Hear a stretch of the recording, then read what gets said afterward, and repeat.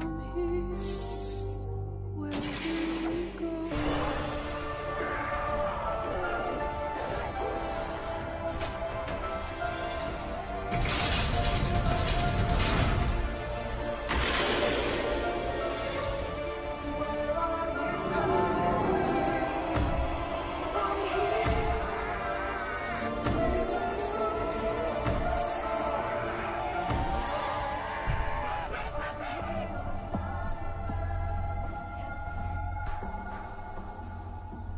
It was a challenge to try and capture something as iconic as Alcatraz.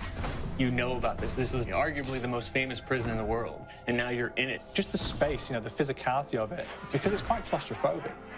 When modern-day prisons are designed, they really consider not intimidating people or making the spaces, as least stressful as possible. Well, Alcatraz didn't suffer from those restrictions. They did the research, they went out, studied Alcatraz, not just from books or internet. They were actually there to feel the environment, so it really sets a mood that gets you a little spooked. Well, we kind of started with the base layout of Alcatraz. The entire island we ended up roughing out in kind of a white box form, and then figuring out what play spaces we wanted to use out of that, what would be the most interesting areas to play in, and the connections between spaces, and spaces that the public doesn't necessarily get to go into. We really did a lot of pushing to really enhance that psychological horror aspect that we're really looking for. And this is a really good opportunity to really tell something special. Like I got stuck right through the gates to hell! This time around, I feel like it's been identified that there are these side missions that you're going to go out and try to accomplish. Al and the rest of the groups put together this escape plan, but the point is to get the parts and assemble this plane so they can get off the island.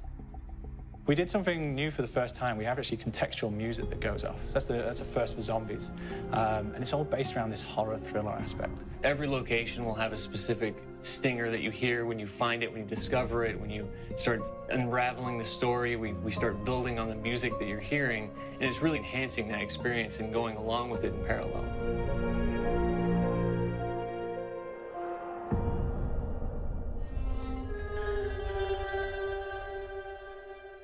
Because we wanted to embrace this kind of horror thriller element, we wanted character actors, guys who could really embody someone and then convey emotion. So that's why we went for guys like Ray Liotta.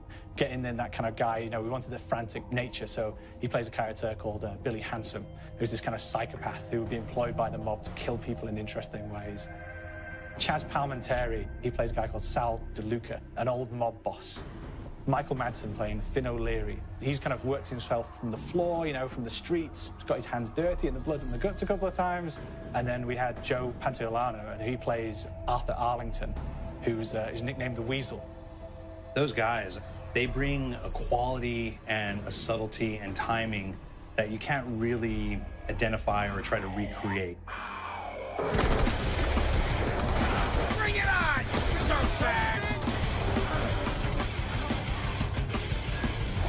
You start off in the afterlife mode, and that's just going to be what's going on. You're going to try to solve the mystery from the second you start. Afterlife, to me, brings a new element, like a new puzzle element. It forces me to think a little bit more or look for the clues or kind of think of zombies on a slightly deeper level.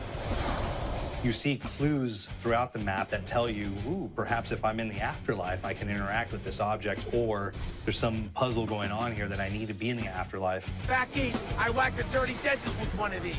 Took forever, Alcatraz has a Civil War kind of fort background before it turned into a penitentiary. And so we had this kind of backstory, the idea that the warden would have collected Civil War weaponry. And one of them is a blundergat. It's a fictional weapon, but the idea of the combination between a blunderbuss and a Gatling gun. And possibly, there might be a way of upgrading it to a more fantastical weapon that the players may find. You all gotta go sometime? You just went now.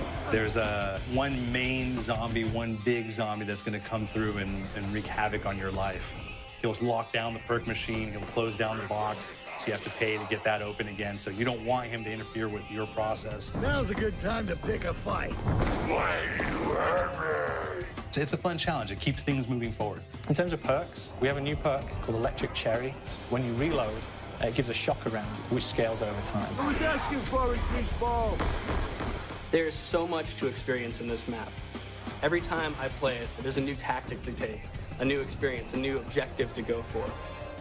But there's also this layer of things that we aren't exactly exposing to the players right off the bat and will need to be discovered. Don't let me go. Is it the calling we hear? We've got the undead in there, we've got these historical elements, and these fantastic actors all seem to be with peace with each other in this kind of same world. So it's magical, and our team is incredibly excited by it. Is it the